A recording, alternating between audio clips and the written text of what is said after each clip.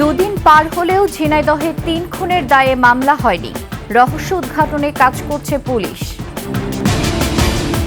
ফসলের ক্ষেতে অতিরিক্ত কীটনাশক প্রয়োগে বাড়ছে স্বাস্থ্য ঝুঁকি, সচেতন থাকার পরামর্শ। এবং ৬ জিম্মিকে ফেরত পেয়েও ফিলিস্তিনি বন্দীদের মুক্তি দেয়নি ইসরায়েল। নোংরা খেলা বলছে হামাস।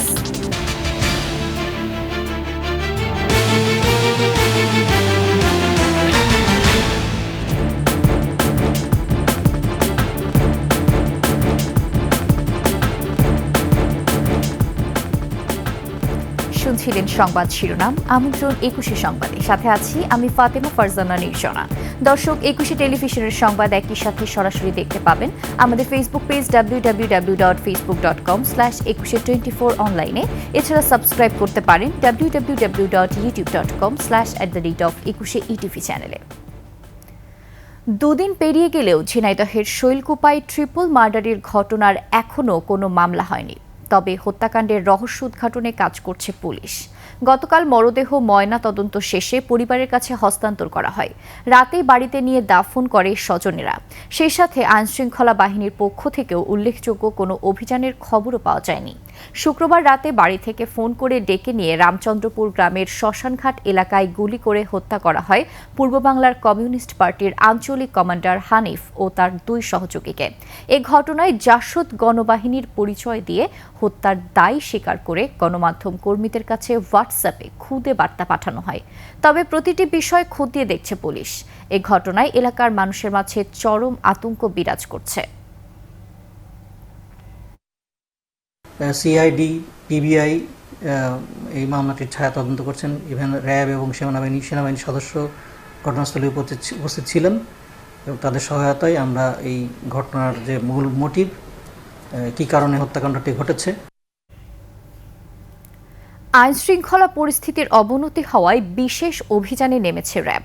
গতকাল রাজধানীর মাতোয়াইলের প্রধান সড়কে তল্লাশি অভিযান চলে গভীর রাত পর্যন্ত। এ সময় বিভিন্ন গাড়ির কাগজপত্র ও মালামাল তল্লাশি করা হয়। পরে সংবাদ মাধ্যমে কথা বলেন র্যাবের মহাপরিচালক। তিনি বলেন, অন্যান্য বাহিনীর সাথে র্যাবও দেশের আইনশৃঙ্খলার উন্নয়নে কাজ করছে। বাড়ানো হয়েছে টহল চৌকির সংখ্যা। ইতোমধ্যে সারা দেশে অভিযান চালিয়ে অনেক সন্ত্রাসীকে গ্রেফতার করা হয়েছে। তাদের মধ্যে রয়েছে শীর্ষ সন্ত্রাসী, মাদক কারবারি ও ছিনতাইকারী।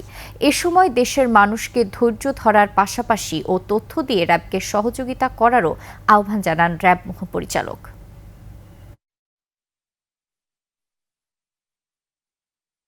সেই টহল আমরা বৃদ্ধি করেছি, চেকপোস্ট বৃদ্ধি করেছি এবং আইনশৃঙ্খলা রক্ষাকারী বাহিনীর সাথে সমন্বয় রেখে পুলিশ, ঢাকা মেট্রোপলিটন পুলিশ এবং অন্যান্য মেট্রো পুলিশের সাথে সমন্বয় রেখে আমরা আমাদের গ্রেপ্তার অভিযান জোরদার করেছি। এই নগরবাসী এবং দেশবাসীকে আশ্বস্ত করতে চাই যে আমরা প্রাণান্ত চেষ্টার মাধ্যমে এই অপরাধগুলি আমরা দমন করব। সেই ক্ষেত্রে আপনারা আমাদেরকে সর্বাত্মক সহযোগিতা করবেন।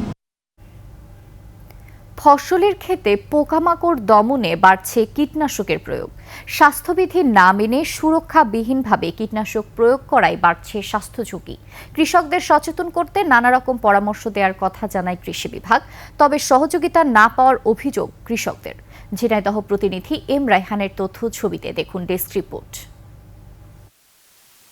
পোকামাকড় দমনে পেঁয়াজ খেতে কীটনাশক স্প্রে করছেন শৈলকুপার আশুরহাট গ্রামের কৃষক জাকিরুল ইসলাম। ফসল সুরক্ষায় এত সব আয়োজন থাকলেও নিজের স্বাস্থ্য সুরক্ষায় নেই কোনো ভ্রুক্ষেপ।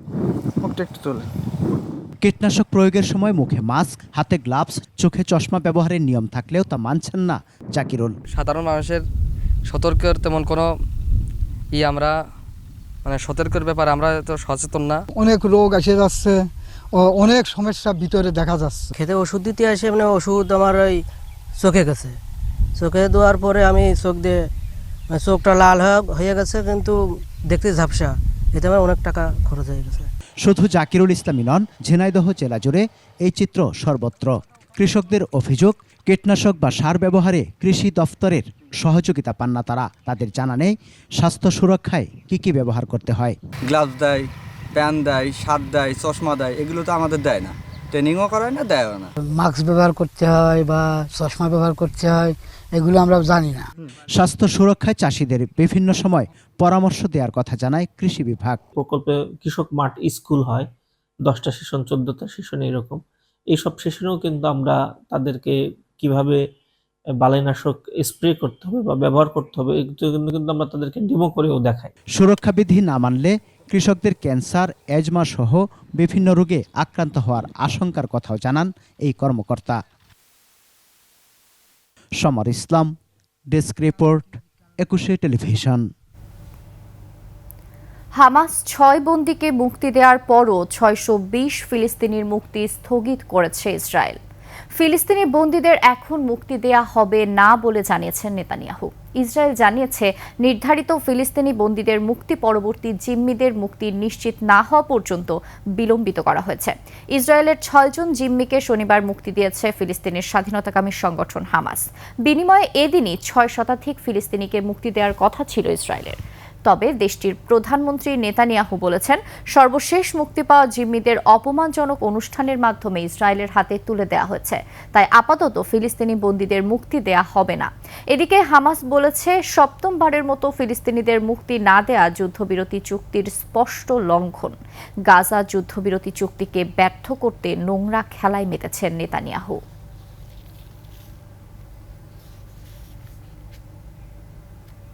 নিচ্ছি সংবাদ বিরতি। যখন ফিরছি তখন অন্যান্য সংবাদের সাথে আরও থাকবে। অযত্ন অবহেলায় ভাষা সৈনিক আব্দুস সালাম গ্রন্থাগার ও জাদুঘর নষ্ট হচ্ছে বই। আবারও আমন্ত্রণ 21 সংবাদে। সয়াবিন তেলের সংকট কাটেনি।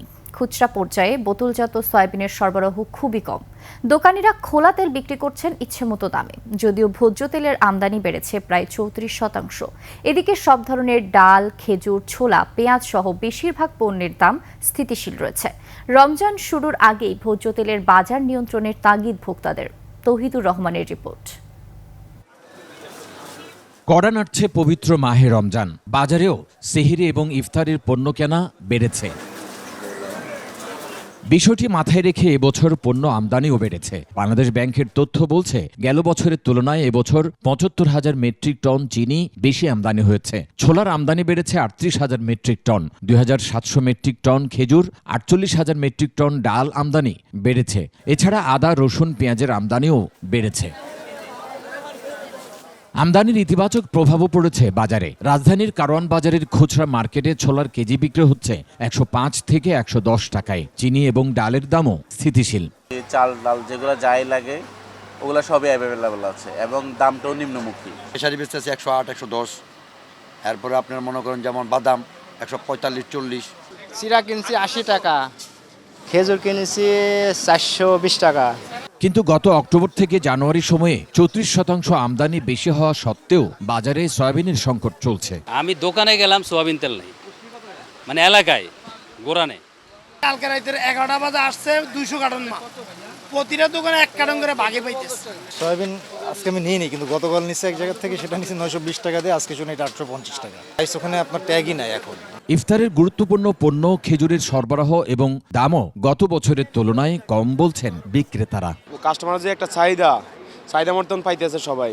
রমজানের অতি গুরুত্বপূর্ণ খাদ্যপণ্য পেঁয়াজ এবং শসা 40 থেকে 50 টাকায় এবং কাঁচামরিচ বিক্রি হচ্ছে 40 থেকে 60 টাকা কেজি দরে। কাঁচামাল যেটা আছে পেঁয়াজ, রসুন, আদা, এগুলো কিন্তু পর্যাপ্ত। বেগুনের কেজি 30 থেকে 40, টমেটো 20 এবং আলু বিক্রি হচ্ছে 15 থেকে 20 টাকা কেজি দরে।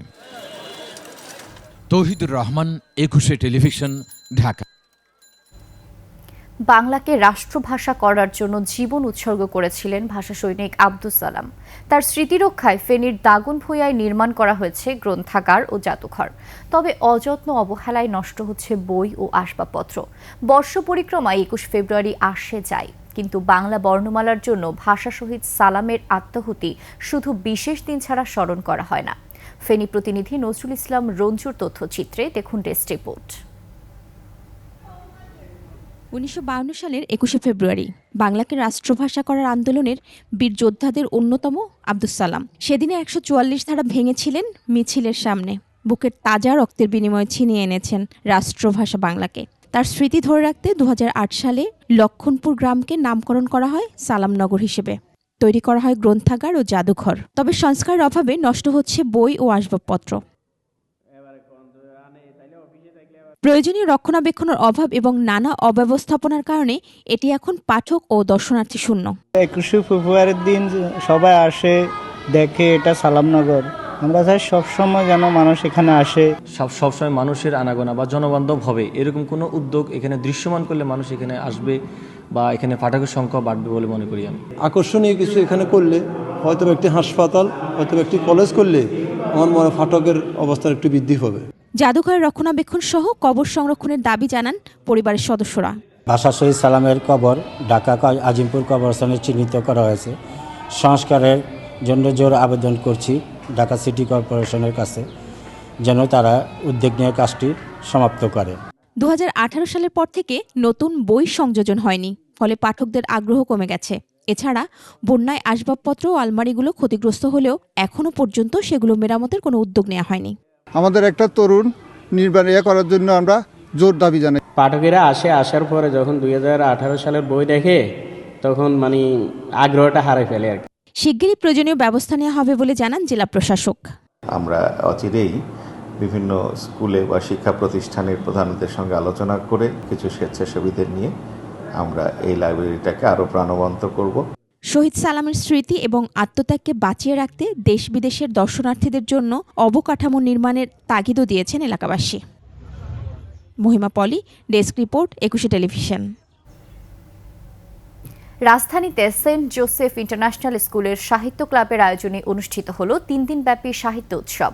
তৃতীয়বারের মতো আয়োজিত এই উৎসবে অংশগ্রহণ করে 45টি স্কুলের 700 শিক্ষার্থী। এবার শুধু ঢাকা বিভাগের শিক্ষার্থীরা অংশ নিলেও পরবর্তীতে সারা দেশের শিক্ষার্থীদের সম্পৃক্ত করার কথা জানিয়েছে স্কুল কর্তৃপক্ষ। বিস্তারিত জানাচ্ছেন নাহিদ সিরাজি নিম্মি। সাহিত্য উৎসব 2025-এর আয়োজন করে রাজধানীর সেন্ট জোসেফ ইন্টারন্যাশনাল স্কুলের সাহিত্য ক্লাব। বৃহস্পতিবার পোস্টার ডিজাইন, শর্ট ফিল্ম প্রদর্শনী থেকে শুরু করে কমিক আর্টের মধ্য দিয়ে সূচনা হয় প্রথম দিনের। ছিল সাংস্কৃতিক আয়োজনও।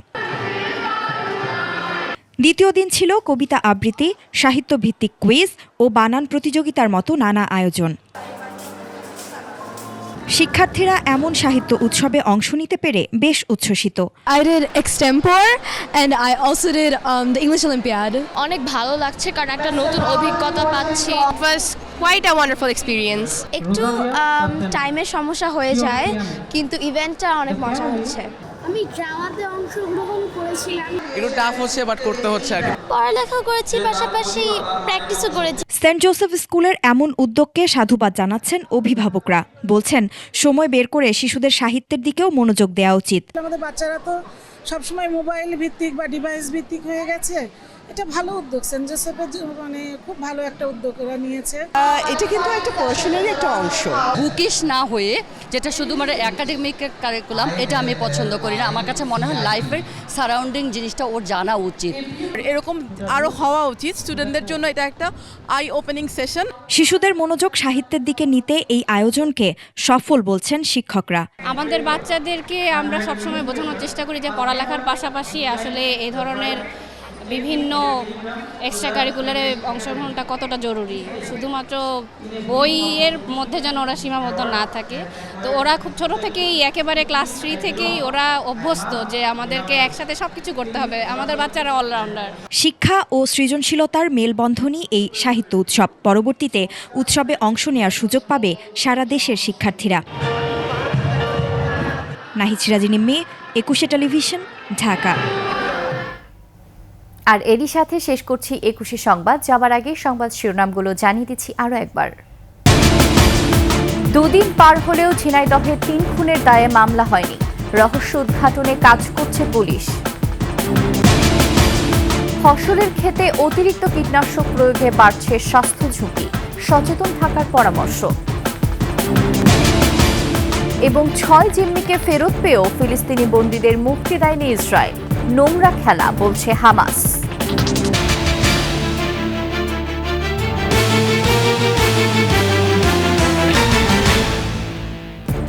সর্বশেষ সংবাদ জানতে ডায়াল করুন 2021 নাম্বারে আর ভিজিট করুন 21-tv.com ওয়েবসাইটে। ফেসবুকেও ভিজিট করতে পারেন www.facebook.com/2124 অনলাইনে। এছাড়া সাবস্ক্রাইব করতে পারেন www.youtube.com/@21etv চ্যানেলে।